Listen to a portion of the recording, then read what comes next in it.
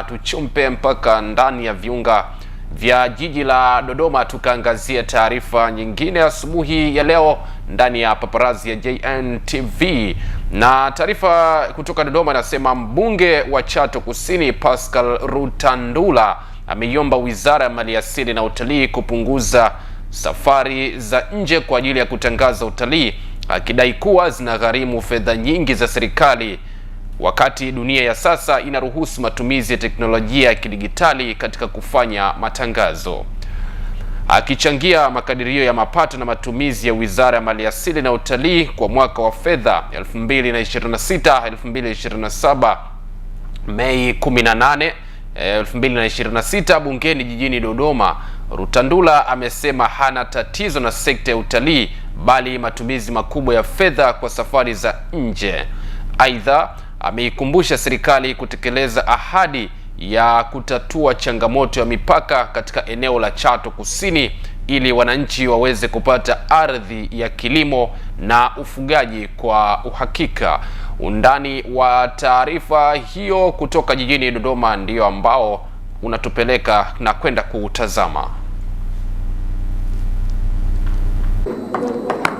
Mheshimiwa Rais Daktari Samia alipokuja Chato, mimi mbunge wao nikiwa naomba kula na yeye akiomba kula, mimi mtoto wa wananchi wangu wa Bwanga, wa Buziku, kule Nyerutefe, kule Ipembela Ng'ombe, Mchangani, kule Matabe wana changamoto ya maeneo ya kufugia na kulima.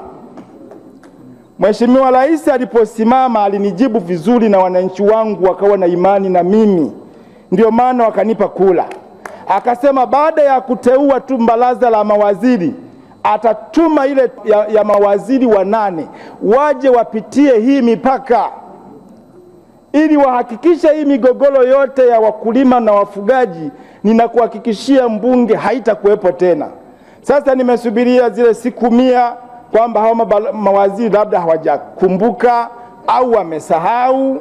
Sasa nashindwa kujua mmesahau mawaziri kwamba rais alisema baada ya kuwateua tu muje ili muainishe mipaka vizuri, muwape watu wangu wa kule Nyakayondo waliobanana zaidi ya wakazi 200,000 hawana mahali pa kulima. Mmesahau kuja kuokoa tatizo hili la wananchi wangu.